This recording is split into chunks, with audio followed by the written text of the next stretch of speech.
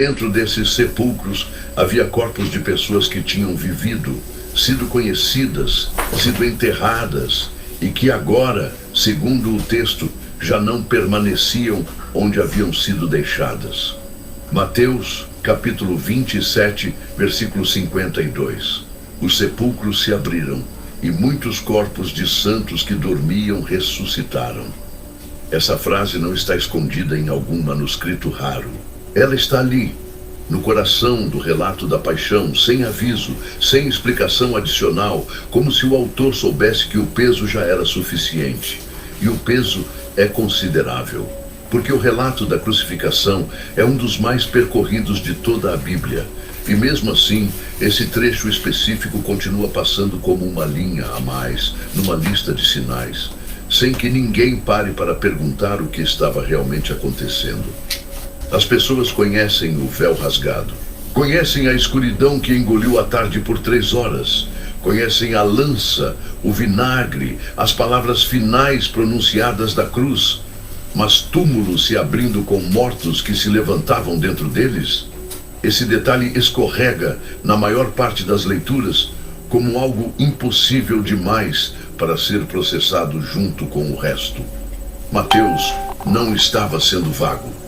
Ele não diz que pareceu, que se contava, que alguns afirmavam ter visto. Ele descreve como fato, com a mesma sobriedade com que registra o terremoto e o rasgo do véu. Enquanto Jerusalém assistia a um homem morrer no alto da colina, a própria cidade começava a descobrir que nem todos os seus mortos estavam em silêncio. Isso não é detalhe secundário. É o segundo evento mais perturbador daquela tarde, e ele acontecia ao mesmo tempo que o primeiro, fora do campo de visão de qualquer testemunha que estivesse olhando para o Calvário. O mais desconcertante, porém, não é que isso tenha acontecido. É que Mateus não apresenta esse evento como explosão desordenada. Ele organiza o impossível em sequência. E quando essa sequência aparece com clareza, o mistério não diminui. Ele fica substancialmente pior. Há uma diferença que o texto preserva com cuidado e que praticamente ninguém percebe na primeira leitura. Os sepulcros se abriram no momento da morte de Jesus. O terremoto sacudiu o chão, as pedras cederam e as câmaras funerárias ao redor de Jerusalém ficaram expostas naquela tarde de sexta-feira.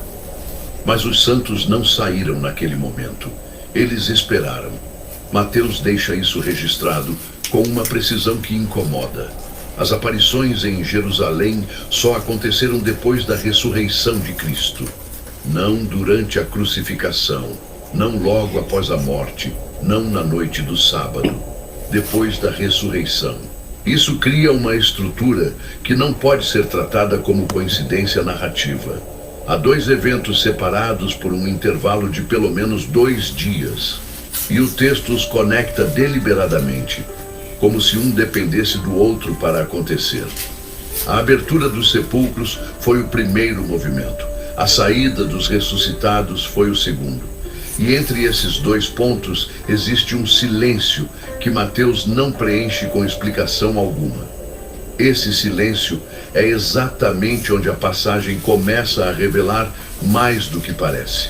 Se os sepulcros se abriram na sexta-feira, mas os mortos só apareceram no domingo, então alguma coisa estava acontecendo nesse intervalo que o texto não descreve, mas também não nega. A pergunta que essa estrutura impõe não é pequena.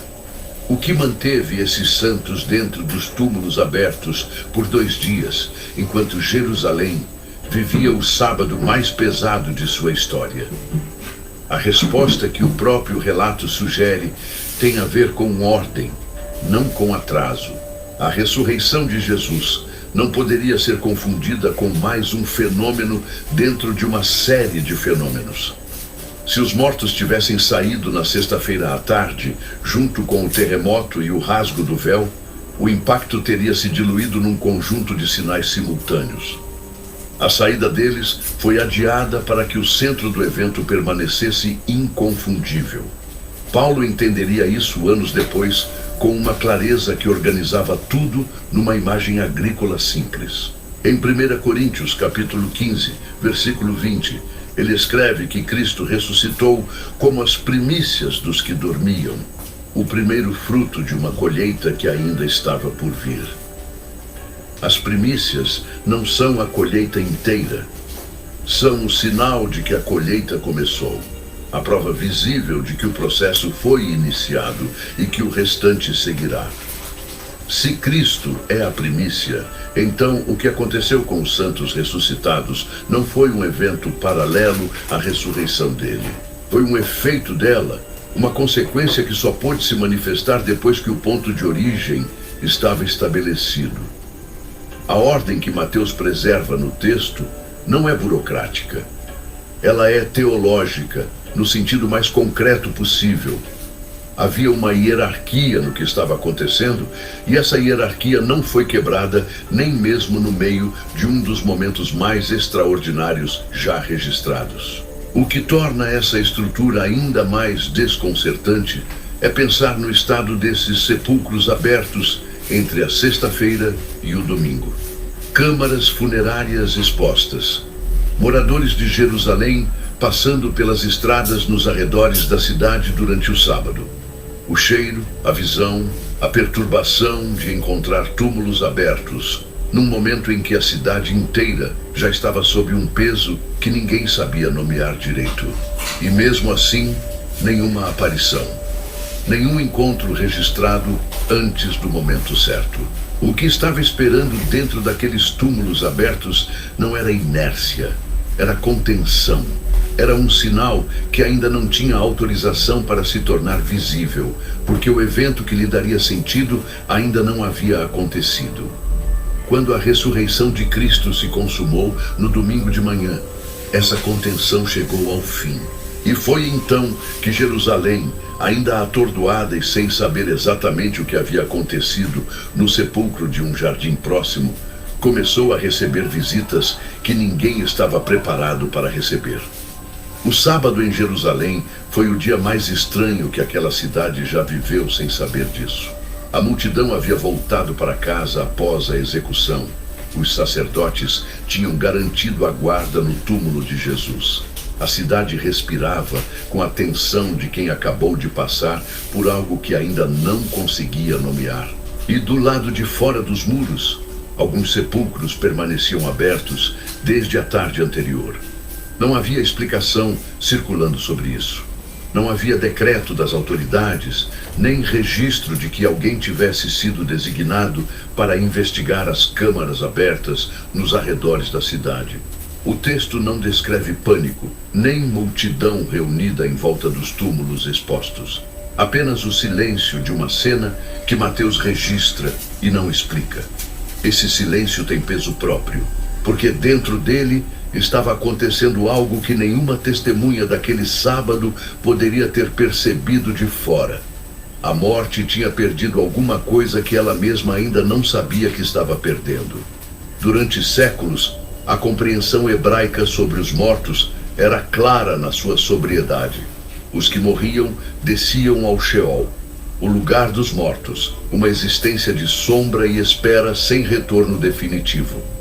Jó havia clamado por um intermediário entre ele e Deus. Os salmistas escreviam sobre o túmulo como lugar de silêncio onde a voz do louvor se calava. A morte tinha uma fronteira que ninguém cruzava de volta com a mesma identidade, com o mesmo peso de existência real. E foi exatamente essa fronteira que começou a rachar naquele intervalo entre a sexta-feira e o domingo, dentro de câmaras funerárias que já não estavam fechadas. O que estava acontecendo nesses 3 dias não pode ser descrito com precisão, porque o texto não descreve. Mas o que o texto preserva é suficiente para entender a dimensão do que estava em curso. A morte de Jesus não foi apenas o encerramento de uma vida. Foi uma colisão contra a estrutura do próprio domínio da morte. E os efeitos dessa colisão não ficaram contidos no Calvário. Eles desceram, alcançaram um território que nenhum evento anterior tinha perturbado dessa forma.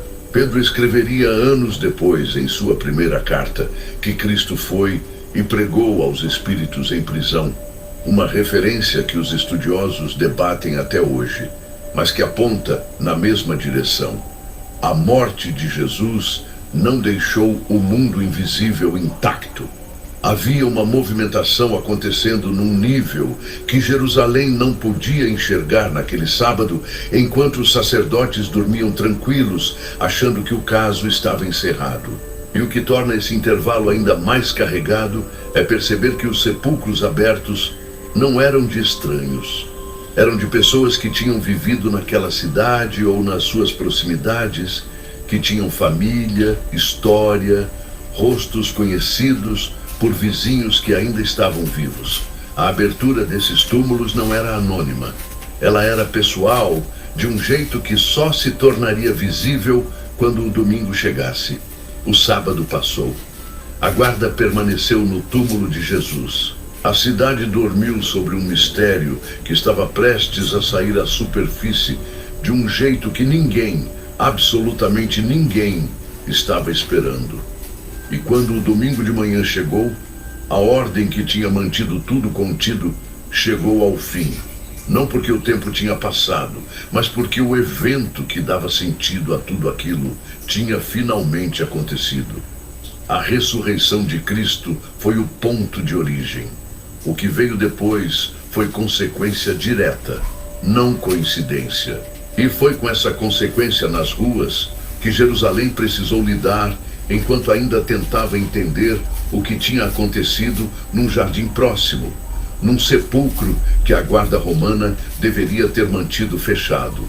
A palavra que Mateus escolheu não foi mortos, não foi cadáveres, não foi pessoas comuns. Ele escreveu santos, e essa escolha carrega uma especificidade que a leitura rápida dissolve sem perceber. No vocabulário do primeiro século judaico, santos não era um título honorífico reservado para figuras canonizadas por uma instituição religiosa. Era uma designação funcional. Os separados para Deus, os que pertenciam à aliança, os justos de Israel. Essa distinção importa porque ela delimita quem poderia estar naqueles túmulos. Não eram pagãos. Não eram figuras neutras, sem vínculo com a história de Deus com Israel. Eram pessoas cuja vida inteira havia sido orientada por uma fidelidade que a morte, pelo menos até aquele fim de semana, parecia ter encerrado definitivamente. O que o texto preserva com essa palavra é uma seletividade que não é acidental. Entre todos os mortos enterrados nos arredores de Jerusalém, foram esses que se levantaram. E o detalhe que transforma essa seletividade em algo ainda mais concreto está numa expressão que Mateus usa algumas linhas depois. Apareceram a muitos. Apareceram. O verbo implica reconhecimento, não apenas presença. Alguém os viu e soube quem eram. Isso significa que as pessoas que receberam essas visitas conheciam os visitantes. Não encontraram figuras sem nome circulando pelas ruas de Jerusalém. Encontraram rostos que já tinham visto antes, vozes que já tinham ouvido, pessoas cuja morte já era um fato estabelecido na memória de quem ainda estava vivo. Para que esse reconhecimento fosse possível, esses santos precisavam ter morrido dentro de uma janela de tempo próxima o suficiente para que alguém ainda os lembrasse com clareza. Não seriam figuras de séculos atrás, ancestrais de Israel, que ninguém mais poderia identificar. Seriam pessoas da comunidade, fiéis de Jerusalém ou das suas proximidades, mortos recentes o suficiente